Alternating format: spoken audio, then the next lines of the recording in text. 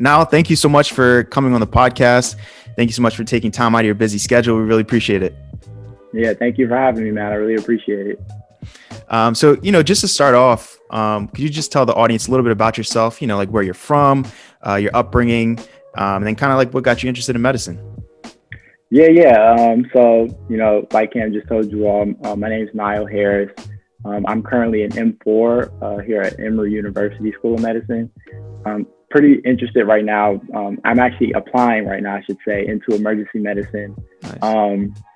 But yeah, just to give a little bit of background about myself, the child of a two-parent household. No one in my family is in medicine. I mean, they were just very gung-ho about education, So I think growing up, I was always a person who tried to put school first. I was also really interested in athletics, but once I realized, that wasn't working out for me, like I think many people can relate, it was just time to go to plan B. And so for me, I just had a real interest in chemistry and biology, I think, as a lot of medical students can relate. And so, I eventually matriculated to Ohio University, and there I spent a lot of my time, of course, in the lab doing different things as far as science is concerned. But I spent a lot of my time outside of school doing community organizing and things like that. A lot of police brutality and things have been going on in the nation. And so that took a lot of my time. And so I was trying to figure out, like, how can I be involved in the community as well as like blend this science background that I have. And so I would say I was a sophomore, and I decided that, maybe I should, pursue medicine. And that's really where it all started for me. I had no dreams or knowledge that this was a path. So I think that I stumbled on it pretty late, and I'm glad I did, because, we're here today. Today's podcast is sponsored by Mission to Medicine, a lifestyle brand that represents high achievers who are pursuing and actively living out their dreams of being healthcare professionals. Check out the latest merchandise online at www.missiontomedicine.com. Use discount code MissionToMedicine10 to save 10% off your purchase. Yeah, absolutely. That's an amazing story. So, growing up, you mentioned that your parents really like stressed education to you. But were there any role models that you had while you were growing up that you kind of looked up to, whether it be, in your community or in the media or what have you? Yeah. So interestingly, I like I said, I had no physicians in my family. But I think my parents made it a point to make it so that all the physicians we saw growing up were people of color. And so my pediatricians were African-American. My dentist, she was African-American. And so from an early age, like I think that I had normalized that, and I didn't know too much outside of that. And so they were very encouraging of me and my academic pursuits, even before I wanted to do medicine. And I think that ultimately that really helped to give me the confidence to really push myself. I would also say that my parents were definitely very open as far as, letting me just do what came to me. So when it wasn't medicine, it's kind of crazy. I wanted to be a DJ. They were all for it. But it was like, be the best DJ you can possibly be. You know what I mean?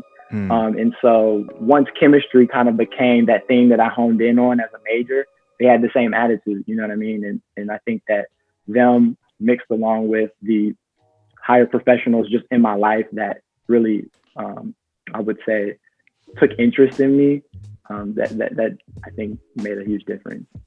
Wow. That's awesome that your parents were very intentional about putting those people in front of you, because a lot of kids growing up, they don't get to see physicians or dentists or people of color in those fields. So that's really awesome that they were intentional about that. And I imagine, that had some influence on where you are today. So absolutely. Awesome. Absolutely.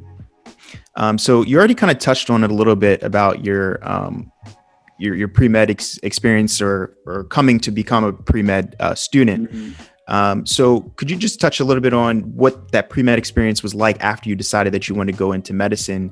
And then specifically, how were you able to stay on top of things? Because I know that you went straight in from college into medical school, which is challenging. So just talk a little bit on that.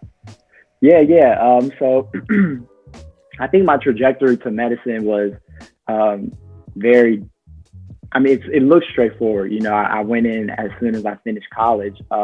But I like to tell people and be honest, like it was not a straight road, you know.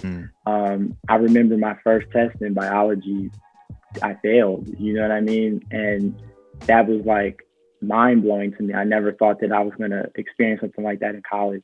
And so I think that for myself, what got me to this point as a pre-med student, I remember like I made a conscious decision that I just wasn't going to get caught up in a lot of the things that my peers were getting caught up in. I mean, if you ask anyone who knows me, I was definitely at parties and things of that nature. But this is no joke. Like I literally would have a book bag on in the parties because I would come straight. No, like this is dead serious. Like I would come straight from the library, like 12 a.m., whatever, because I had been studying up to that point. And so I really tried to make it a point to be focused. And so I didn't get to do a lot of the things other people got to do. I don't think that I got to hang out as much as other people, but ultimately I tried to, you know, have a little bit of a balance.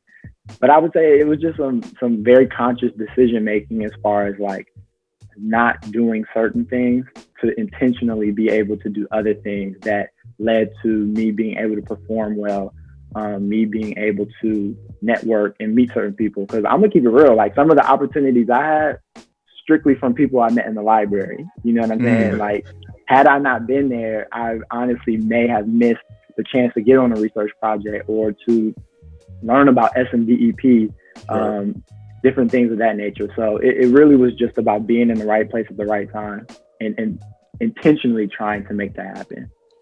With intentionally trying to make that happen though in undergrad, how did you avoid the peer pressure? Because it's one thing to say that, but how do you avoid the friends that's hitting you up and the things that you're seeing on Instagram, your friends snapping and stuff like that? How did you avoid that affecting you? Yeah.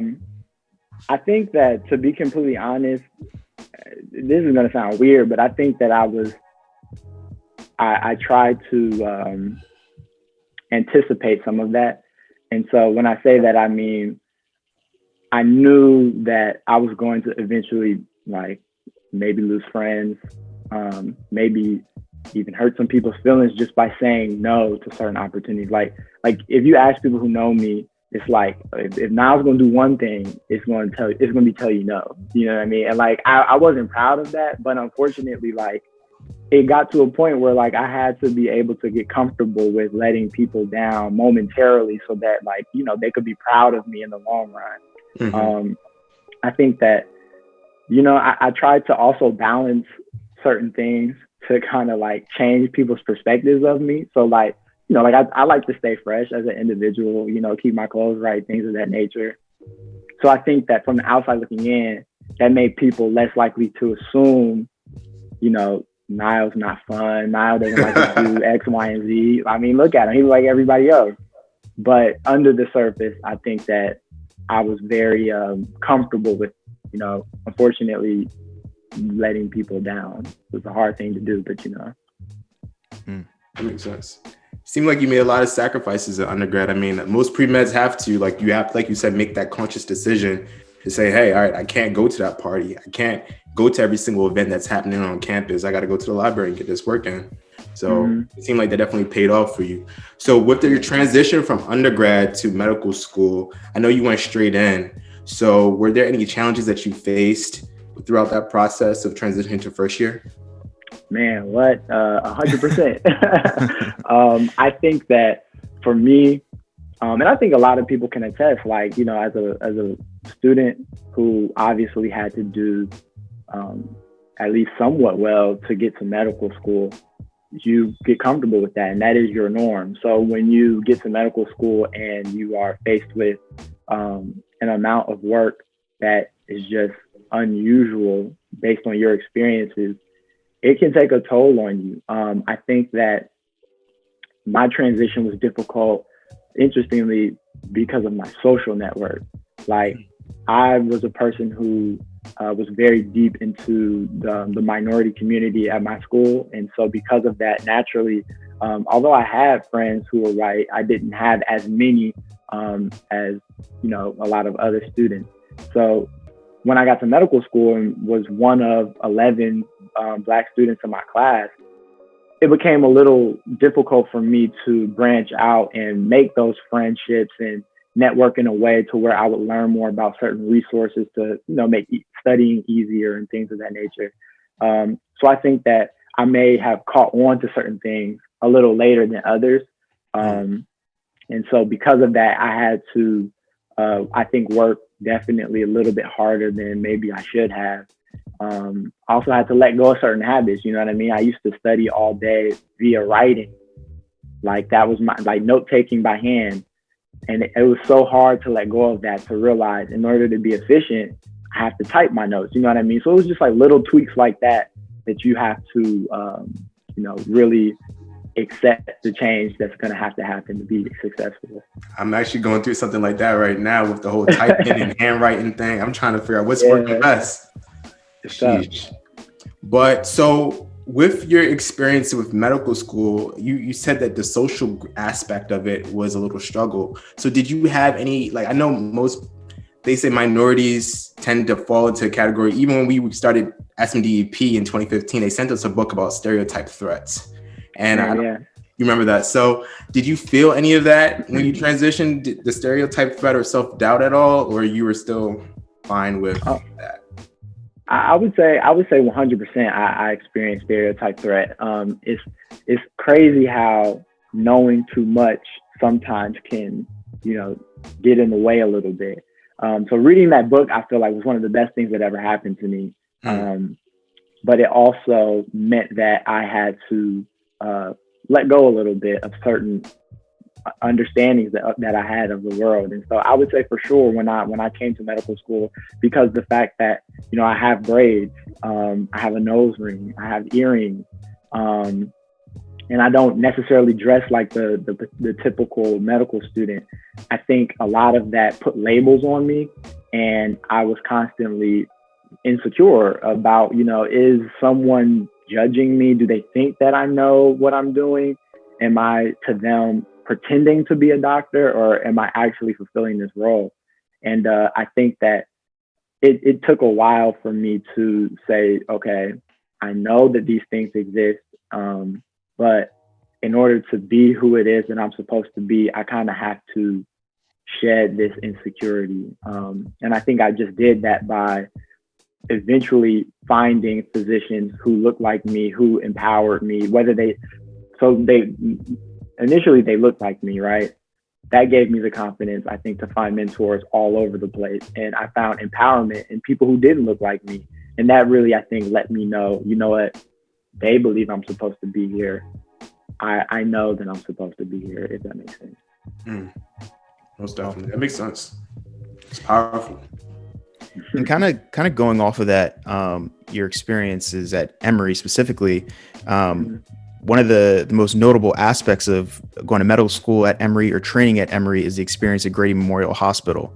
And for those who don't know, Grady Memorial is a safety net hospital in Atlanta that serves many underserved patients who come from underrepresented backgrounds and face a lot of the health disparities that we see. So I was kind of curious, what has been your experience training or going on rotations at Grady Memorial Hospital, as well as more specifically as a Black medical student there? How has that shaped your experience with those patients? Yeah, I would say for sure that my reasoning to come to Atlanta to train here at Emory was 100% due to my desire to treat this patient population. On the interview day, they take you to Grady Memorial Hospital and they try to really help you get a sense of, okay, if you're going to be here, this is what you have to be comfortable with. And I think, some of it is even a scare tactic for people who may not be comfortable with that. It's okay. And it's like, maybe you don't want to go here. But then there are people who absolutely fall in love with it. And I think that I was one of those people. As a Black medical student, without a shadow of a doubt, that has come in so clutch with my interactions with some of these patients. I honestly had an experience, I want to say, in July when I was on my emergency medicine rotation. This is one of so many where I was able to connect with this patient who was actually terminally ill from cancer. And she really just needed a pain treatment. But, you know, if someone is actively dying, there's not really much you can say or do that is going to necessarily change their mindset. You know what I mean? It's such a present thing for them. And in the background of this situation, you know, George Floyd and different things in the nation had been going on. So she really was not feeling comfortable interacting with any other members of the team who are not people of color. And it just so happened that I was a medical student and I was the only one who was a person of color. And so my ability to relate with her on a level deeper than medicine eventually allowed us to treat her in a way to where she felt like she had dignity despite the things that have been going on nationally that might tell her otherwise. You know what I mean? So it was really powerful, and things like that happen often. And so I definitely do not take this experience for granted. That's really good to hear, because we know oftentimes we see it in research papers that patients prefer to have physicians that look like them, and they want to see more representation. And that's a whole realistic, you know, application of that. So that's good to hear. Exactly, for sure. Are there any health disparities that, you know, as you were rotating through Grady, that stood out to you that you want to tackle or want to solve as a physician or focus on for your practice? Yeah, you know, it's funny you mentioned that. So there's two things that I noticed that were really interesting. So when I first got to Emory, I actually wanted to be a dermatologist initially. And so I think my reasoning for doing that was because, you know, the way that different pathologies look in African-American skin or just darker skin tones in general is very different than what you see in, you know, European skin tones. And so I think that the thing that stood out to me was they never taught us anything about the other ways that these things can appear. And so initially, I think that sparked in me, okay, well, you know, how can I be involved in trying to increase the training and understanding of how you know, diagnose different diseases in skin of color. So I just became involved in different projects in dermatology related to that. One in particular, we were trying to create basically a lecture series on how to treat hair issues in people of color as a dermatologist. For example, you know, we wear our hair in braids or in locks and things like that. And that may lead to alopecia or the loss of hair. And so it can be very insensitive as a physician to just tell someone, oh, well, just don't wear your hair like that. And they don't understand the cultural reasoning as to why you may do that. So we had a lecture series where basically we tried to help elucidate that for different dermatologists so that they could be more informed when they're speaking on those things. And lastly, I would say another thing that I'm really interested in that I plan to take on with me as an emergency medicine physician. I think I would like to remain an academic. Me just right now thinking forward, I'm actually listening to this audiobook called Medical Apartheid. And I'm not sure if you all have heard of it, maybe you have, but essentially it's this book where this woman is going through a chronological history of the different kinds of experiments, vaccines, trials that have unknowingly or knowingly disadvantaged people of color. And it's very, very interesting because it helps give reasoning as to why oftentimes minority communities have this sense of distrust toward medical officials. And it helps to just provide an explanation. So one of the things that I'm really passionate about one day doing with my career is creating a course within whatever medical facility I end up at. I would like to create a course or be the professor of a class that really helps to teach about the history of race relations within medicine.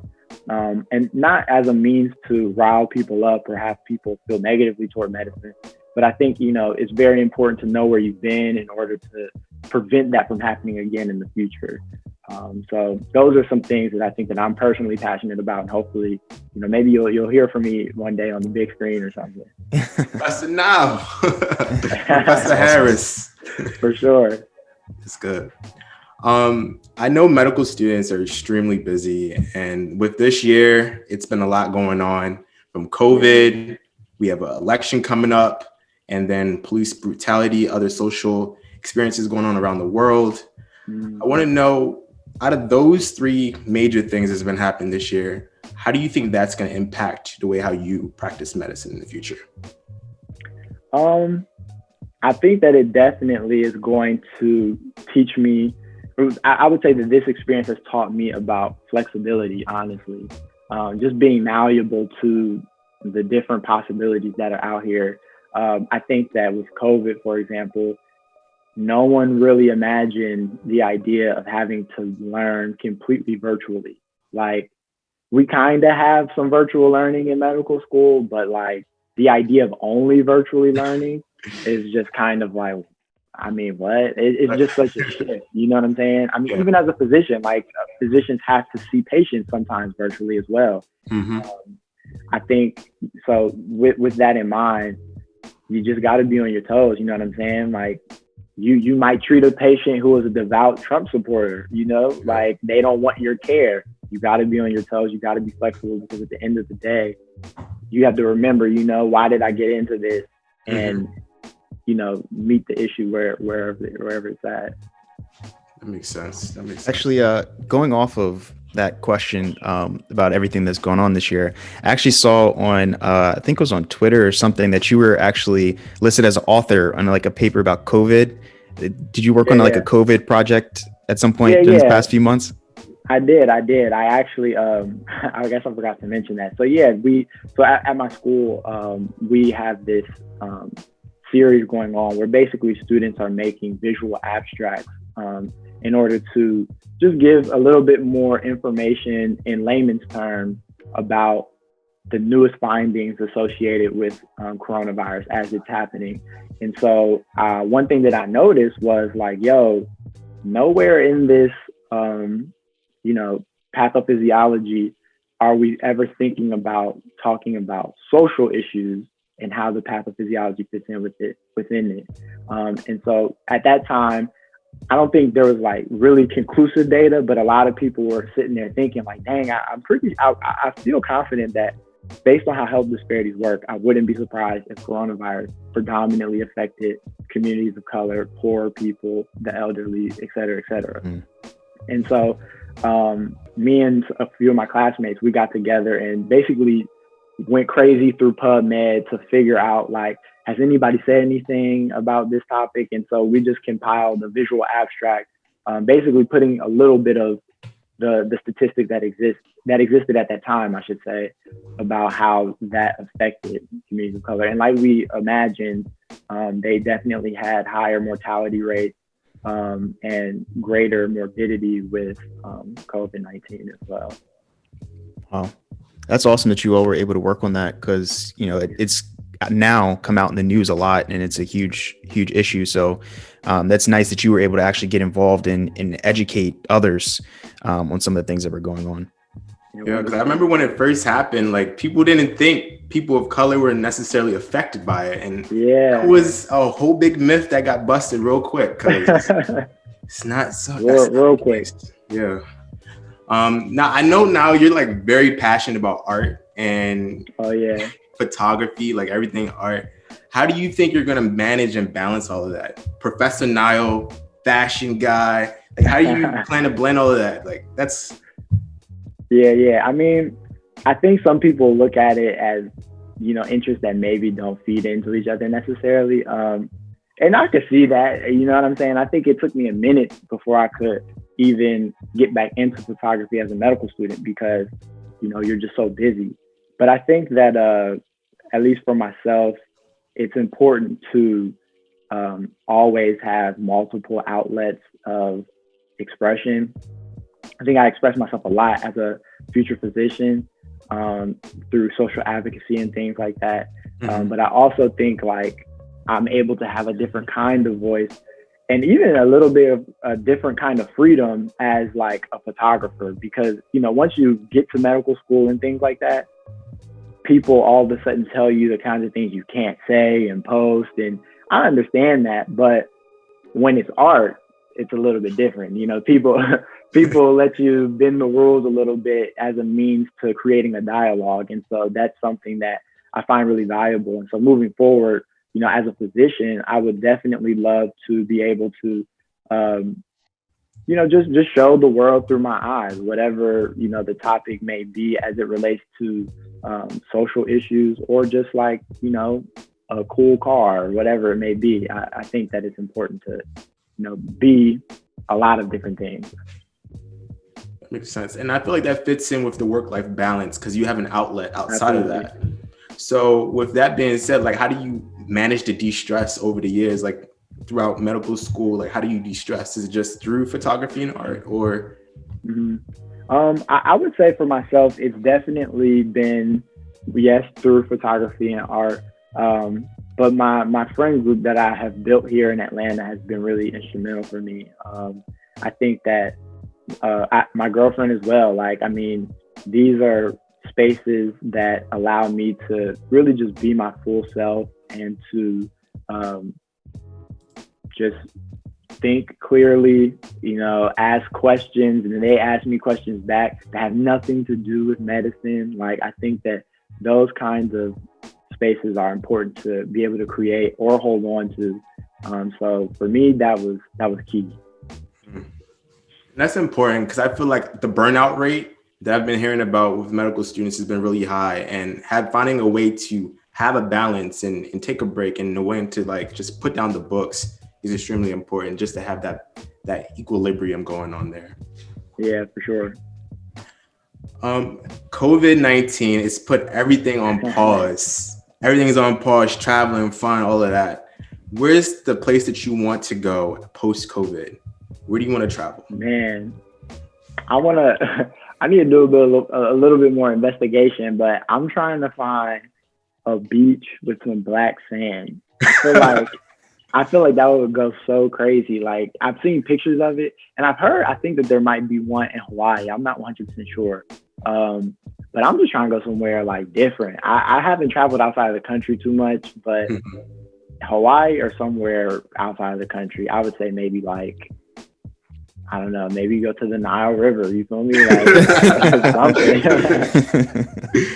That would be nice. Yeah. That would be perfect. That would be crazy. So, you know, amid this conversation, you know, even myself, you know, I'm inspired just hearing everything that you've done, that you've been able to accomplish, you know, in college and now on into medical school, getting involved in research and, you know, staying busy. But what advice would you have for, you know, a student that may be in high school or college, and, you know, they hear this podcast and they're like, wow, I want to be like that guy. What advice would you have somebody who wants to be a medical student? I mean, I would 100% say, stay the course. You know what I mean? I think that it's a path that takes so many different turns, and it's hard to really predict what can happen next. But I think that at the end of the day, if you stay the course, like, it happens. It's so weird, but like, it really does happen. I think you discover new things, you hear about new opportunities. It evolves over time. So that would probably be my number one thing. I think number two, it would then just be just dedication. You know, it's not that you can't have a life, but like I was saying previously, it's about being intentional and trying to anticipate ways in which you could maybe be thrown off course, so that when those moments do arise, because they will arise, I mean, without a doubt, you will have opportunities to go a different direction or to do something that maybe will make you perform lesser on that next exam, or, you know, not meet some standard that you need to meet. Just anticipating those things and being resolute in making it happen. So that would be my advice. It's great advice, and I definitely need that. So I'm glad to hear it too. Shoot. For sure. Well, thank you so much for taking time out of your day to speak with us and share your story with the audience. We really appreciate it. Man, no, thank you so much. I definitely wanted to make sure I say that this was like an honor. I definitely follow you all and just am really happy to see the different things that have been going on with this. I think this is a platform that is so necessary. And yeah, man, if I could ever be of assistance in any kind of way, like, please, I'm your guy. You know what I'm saying? So thank you all for having me. For sure. Thank you. Thank you.